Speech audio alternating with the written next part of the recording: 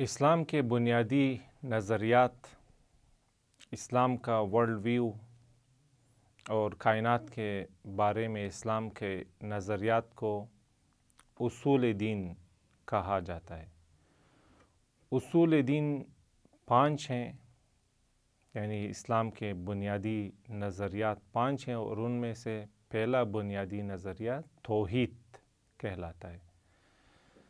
توحید میں 2 باتیں، ایک پہلی بات یہ کہ کائنات کا خالق موجود ہے، اور دوسری بات یہ کہ وہ خالق فقط اور فقط ایک ہے، 2، 10 یا اس سے زیادہ نہیں ہے۔ خدا کے موجود ہونے پر دلائل پیش کیے گئے، ان میں سے دلیل نظم، دا آرگومنٹ آف آرڈر، پچھلے لیکچرز میں آپ کے سامنے پیش کیا گیا، اور یہ ثابت ہوا کہ برہان نظم، دلیل نظم کے مطابق کائنات کا ناظم موجود ہے، اور وہ ناظم غیر مادی زندہ طاقت ہے، جس کے پاس علم بھی ہے، طاقت اور ارادہ بھی ہے۔ اب یہاں پر ہم دیکھتے ہیں کہ بعض مادہ پرست منکرین خدا، ایتھیسٹ، یہ اعتراض کرتے ہیں کہ اگر کائنات کا خالق، کائنات کا ناظم خدا ہے، اللہ ہے، تو اللہ کا خالق کون ہے؟ اللہ کو کس نے پیدا کیا؟ اس کا بنانے والا کون ہے؟ اس سوال کو ایتھیسٹ نہایت آب و تاب کے ذریعے بیان کرتے رہتے ہیں۔ کئی ایتھیسٹوں نے اپنی کتابوں میں نقل کیا، میں ایک مشہور ایتھیسٹ کا قول نقل کرتا ہوں۔ برٹرنڈ رسل ایک یورپین فلاسفر گزرا ہے، جس نے مختلف کتابیں بھی لکھی ہیں، اور اس کو 2 مرتبہ نوبل پرائز بھی دیا گیا۔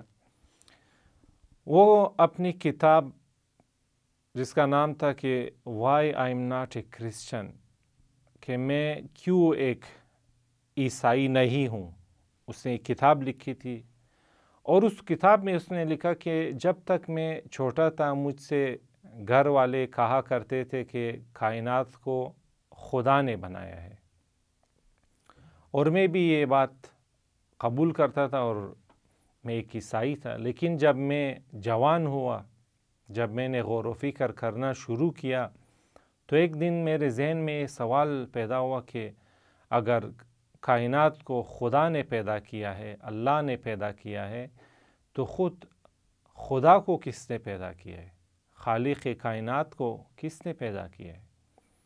اور کہتا ہے میں نے دیکھا کہ اس کا کوئی جواب نہیں ہے، یہ لوگ کوئی جواب نہیں دیتے، اس لیے میں نے یہ جان لیا کہ عیسائیت ایک غیر حقیقی نظریہ ہے، درست نظریہ نہیں، اور میں منکر دین ہو گیا، میں ایتھیسٹ بن گیا۔ اس طرح کے اور بھی فلاسفر گزرے ہیں۔ پس ہم دیکھتے ہیں کہ بہرحال مادہ پرستوں کی طرف سے، میٹریلسٹوں کی طرف سے یہ سوال پیش کیا جاتا ہے کہ خدا کو کس نے بنایا ہے؟ خالق کائنات کا خالق کون ہے؟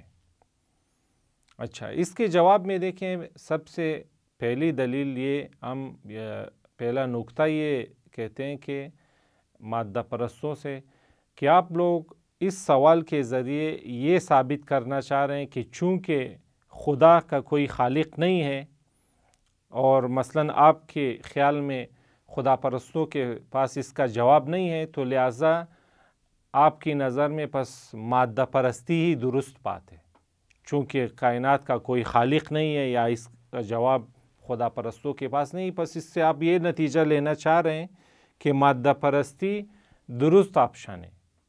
لیکن خدا پرست آپ کو یہ کہتے ہیں کہ دیکھیں، جس طرح یہ سوال آپ خدا پر کر رہے ہیں کہ خدا کا، اگر کائنات کی ساری چیزوں کا خالق خدا ہے، تو خدا کا خالق کون ہے؟ یہی سوال آپ کے سامنے بھی موجود ہے۔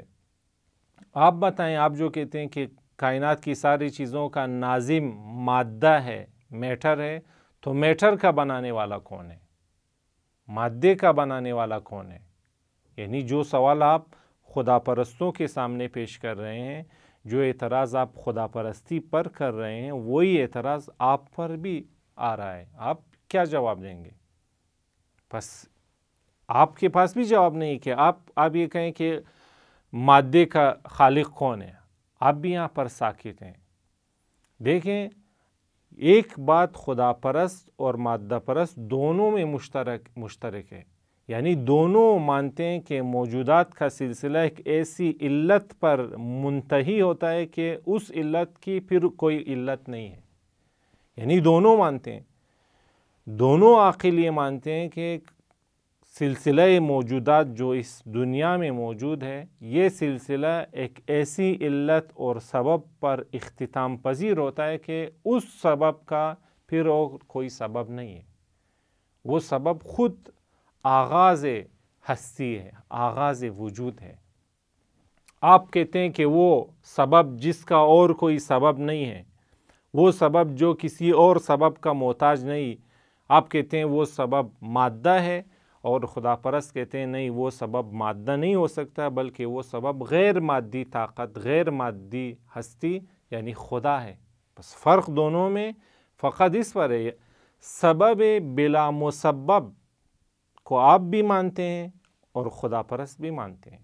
یعنی ایسا سبب جس کا اور کوئی سبب نہیں، ایسی علت جو خود کسی اور علت کی محتاج نہیں، جو خود آغاز اور منشأ ہستی ہے.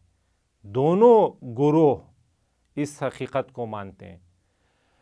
فقط فرق یہ کہ مادہ پرست کہتے ہیں وہ علت، وہ آخری علت جو خود کسی علت کی محتاج نہیں، وہ علت مادہ ہے.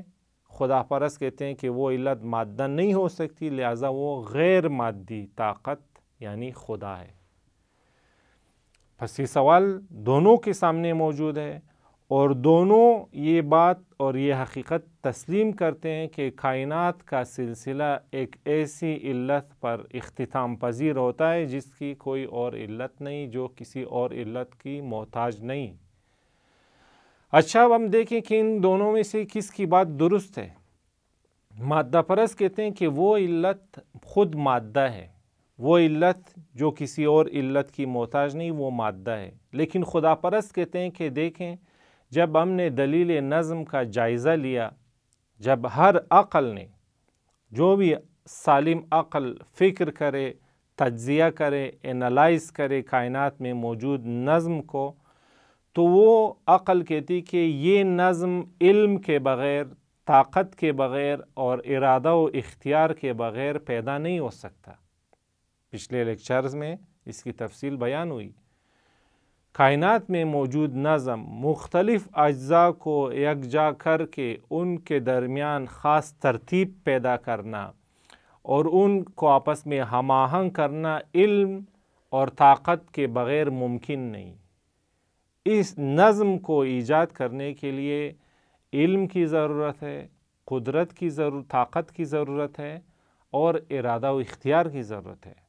اور جن چیزوں میں علم ہو، طاقت ہو، ارادہ ہو، وہ چیز زندہ بھی ہوتی ہے.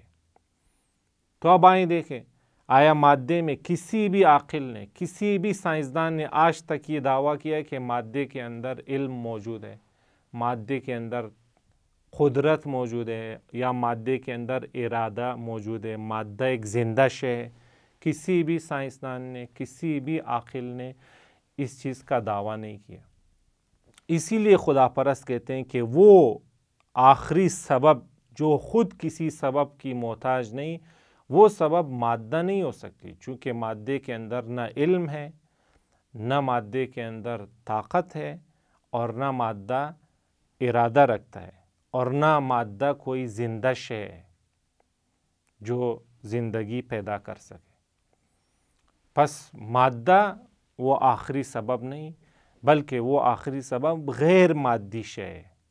ایسی غیر مادی شے جو زندہ بھی ہے، جس کے پاس علم بھی ہے، جس کے پاس طاقت بھی ہے اور جس کے پاس ارادہ بھی ہے. اسی لیے خدا پرست کہتے ہیں کہ کائنات کا ناظم کائنات کا خالق خدا ہے یا اللہ ہے، مادہ نہیں ہو سکتا۔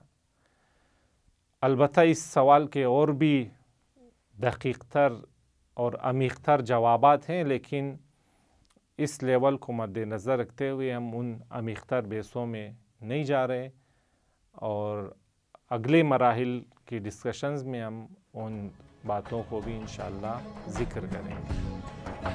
اس سوال کا جواب یہیں پر ختم ہوتا ہے، اگلی باتیں انشاءاللہ اگلے لیکچر میں بیان۔ والسلام علیکم۔